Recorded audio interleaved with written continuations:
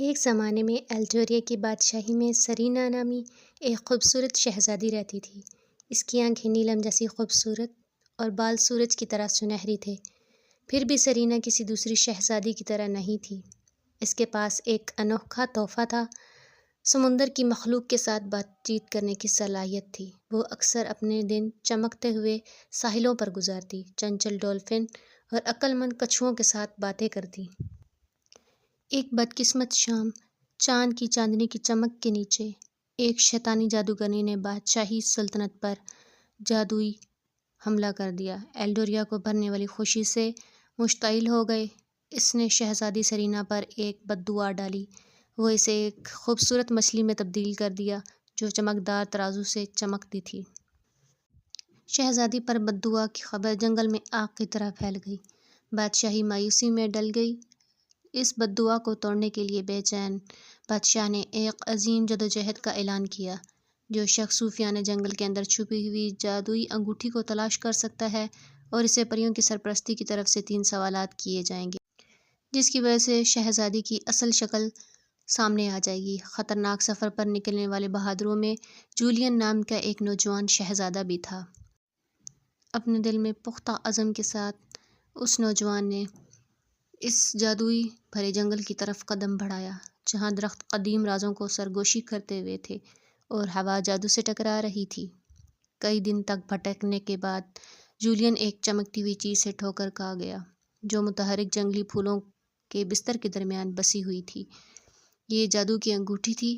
اپنی رگوں میں فتح کے احساس کے ساتھ وہ انگوٹھی کو اپنی گرفت میں مضبوطی سے پکڑ کر بادشاہی کی طرف بھاگا۔ جیسے ہی چاند نے بادشاہی کو اپنی آسمانی روشنی میں نہلا دیا، جولین پریوں کے سرپرست کے پاس پہنچا اور اسے ایک چمکدار وجود نظر آیا۔ شہزادے نے کہا کہ مجھے جادوئی انگوٹھی مل گئی ہے، جولین نے اعلان کر دیا۔ اس کی آواز عزم کے ساتھ اور اونچی تھی۔ پریوں کی سرپرست نے سمندر جیسی گہری آنکھوں کے ساتھ اسے پرسکون نگاہوں سے دیکھا۔ تم نے اپنے آپ کو قابل ثابت کیا، نوجوان شہزادے۔ اپنے سوالات سمجھداری سے پوچھو۔ جولین نے بولنے سے پہلے اپنے تمام خیالات جمع کر لیے اور پری سرپرست سے اپنے تمام سوالات پوچھے۔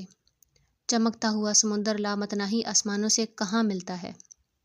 پری کے سرپرست کے ہونٹوں پر ہلکی سی مسکراہٹ آ گئی۔ جہاں افق سمندر کی لہروں کو چومتا ہے، وہاں آپ کے سوال کا جواب موجود ہے۔ اس کے ساتھ ہی جولین نے دوسرا سوال کیا کہ پری سرپرست، کون سا گانا آوارہ ملاح کے بے چین دل کو سکون دیتا ہے؟ پریوں کے سرپرست کی آواز ہوا کی طرح گونج رہی تھی۔ سمندر کی لوری جوار کی نرم سرگوشیوں سے گایا جاتا ہے۔ جیسے ہی جولین غور سے سن رہا تھا، اس کے دماغ کے امکانات دوڑنے لگے۔ آخرکار اس نے اپنا تیسرا سوال اور آخری سوال پوچھا۔ اس کی آواز امید سے بھر گئی، جس کو مچھلی میں تبدیل کر دیا گیا تھا۔ پریوں کے سرپرست کی چمکیلی شکل ایک آسمانی چمک سے چمک رہی تھی۔ چاندنی نہروں کے نیچے، وہاں آپ کو شہزادی ملے گی جو اس کی نجات کی منتظر ہے۔ پریوں کے سرپرست کی رہنمائی کے ساتھ جولین نے ایک نئی جستجو کا آغاز کیا۔ سمندر کی گہرائیوں میں غوطہ لگایا، شہزادی سرینا کو اس کے پاس بھری ہوئی جیل سے نجات دلائی، اور جیسے ہی افق پر صبح طلوع ہوئی، وہ بد دعا اٹھا لی گئی۔ شہزادی سرینا سمندر سے ابھری اور اس کی شکل ایک بار پھر تابناک اور انسانی تھی۔ تقدیر کے ہاتھوں سے متحد جولین اور سرینا ایک ساتھ کھڑے تھے۔ ان کی محبت کسی بھی جادو سے زیادہ مضبوط تھی۔ ان کے دل سمندر کی دھاروں کی طرح جڑے ہوئے تھے۔